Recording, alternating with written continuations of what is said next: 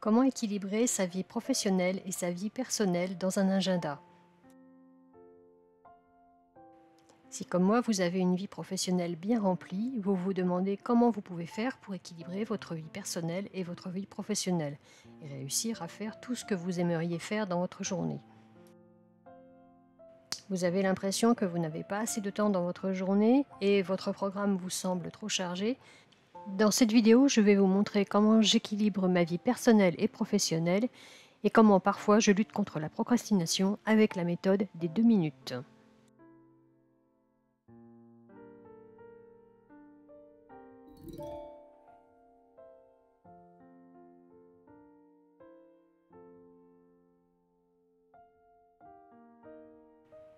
Trouver un équilibre entre sa vie personnelle et sa vie professionnelle n'est pas forcément simple. Il est parfois difficile de s'organiser et d'avoir un peu de temps pour soi pour son épanouissement personnel.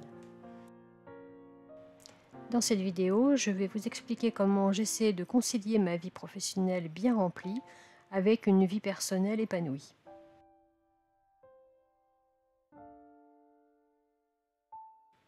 Pour ce faire, chaque semaine, j'essaie de planifier en avance tout ce qui est important, c'est-à-dire tout ce qui est relatif à mon travail principal. Si je n'ai pas reçu de commande de la part de mes clients, je réserve quand même du temps pour ces commandes car je sais qu'elles vont arriver un peu plus tard dans la journée ou dans la semaine. J'essaie aussi de noter mes routines personnelles de façon à être un peu plus motivée quand je commence ma journée. Je note tous mes rendez-vous et tout ce qui est déjà programmé.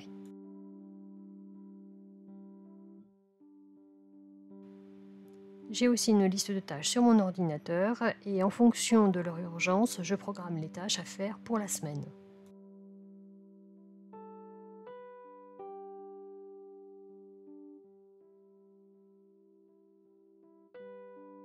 Une fois les tâches de mon activité principale programmées, je m'occupe de ma boutique.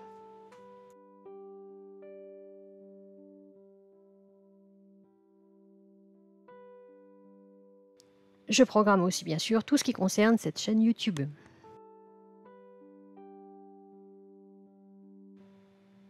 J'essaie de me réserver un petit peu de temps tous les jours pour travailler sur le projet de la boutique et sur la chaîne YouTube.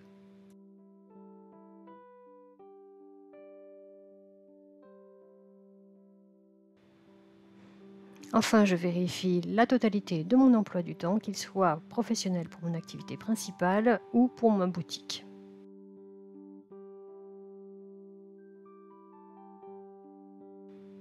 Et bien sûr, je m'assure que tout est réalisable dans le temps imparti.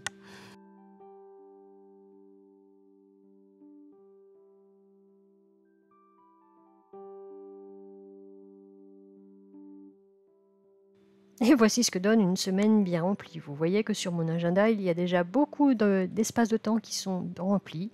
Et bien sûr, j'y note mes activités professionnelles, mais aussi mes activités personnelles. Je note mes repas et bien entendu si je vais faire du sport. Tout cela contribue à ce que ma vie soit équilibrée. Du moins, j'essaye de l'équilibrer du mieux que je peux. C'est bien joli de remplir son agenda, mais encore faut-il s'y tenir. Sur le papier, tout a l'air équilibré, mais comment faire pour respecter cet emploi du temps?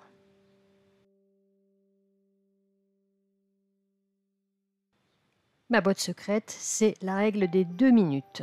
Si je n'ai pas envie de faire quelque chose, je me donne 2 minutes pour le commencer et si au bout de 2 minutes j'en ai vraiment assez, eh bien j'arrête.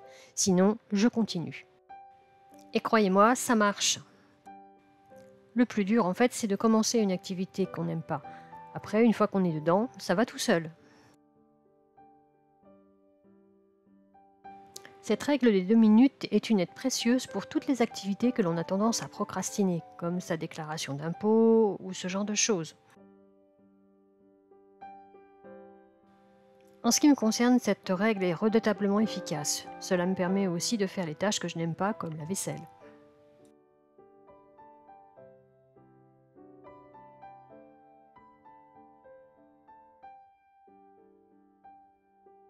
Si dans mon emploi du temps, j'ai programmé une séance de course à pied, eh bien j'essaie de la respecter et pour cela, je m'aide de la règle des 2 minutes.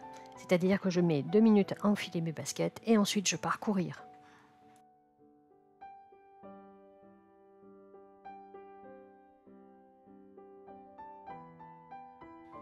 Cette règle des 2 minutes est idéale pour pouvoir commencer une activité. Et dans mon cas, elle fonctionne très très bien.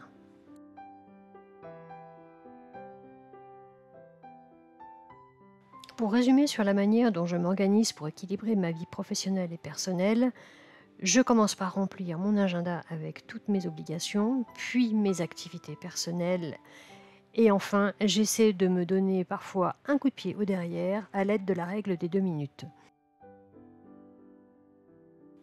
La majeure partie du temps, cette méthode m'empêche de trop procrastiner. Je vous rassure, mon emploi du temps n'est pas hyper chargé et non plus hyper serré.